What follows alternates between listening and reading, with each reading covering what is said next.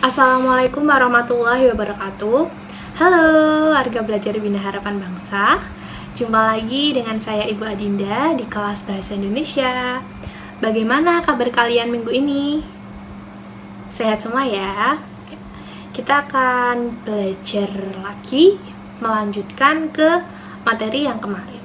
Saya harap kalian tetap semangat.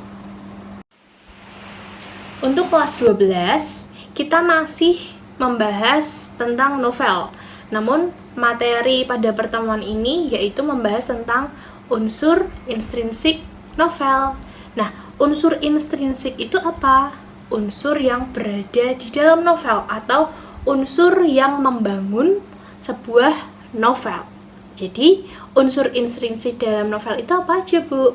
Yang pertama ada tema. Tema itu adalah dasar cerita yang menjiwai seluruh karangan. Tema contohnya ya, tema kutipan novel yang berjudul Burung-burung Manyar adalah anti-republik pada masa revolusi. Nah, hal ini tercermin pada tokoh Aku dan Papi yang memihak pada pemerintah Belanda. Mereka secara diam-diam masih mengharapkan kembalinya Belanda untuk menguasai Indonesia. Itu yang pertama tema. Yang kedua yaitu penokohan. Penokohan itu merupakan bagaimana sih sang pengarang ini memberikan watak kepada tokoh cerita. Jadi ini pandangan pengarang ya. Pengarang itu gimana memberikan watak kepada si tokoh-tokohnya. Contohnya, tokoh Aku dan Papi dalam kutipan novel Burung-burung Manyar mempunyai watak antara lain munafik dan pemberani.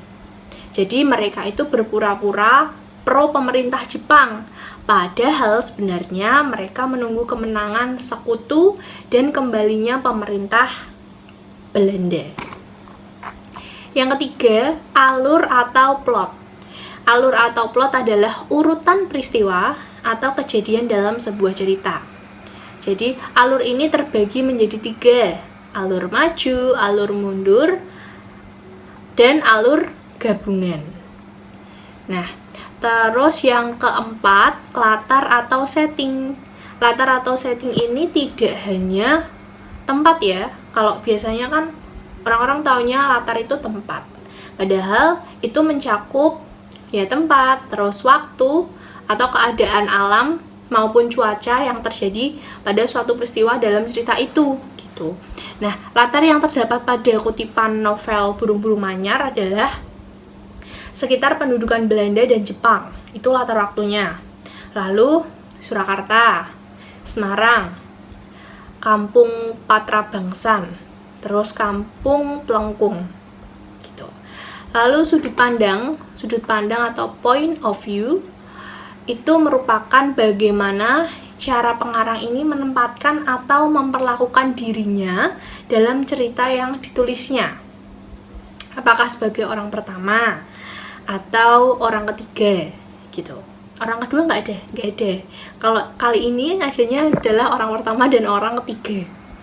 Nah, sudut pandang yang digunakan dalam orang pertama ini adalah aku, saya, atau kami. Itu orang pertama. Kalau orang ketiga, yaitu dia, terus nama orang, dan sapaan. Bisa dipahami ya? Oke, sekarang amanat. Amanat ini yang keenam ya.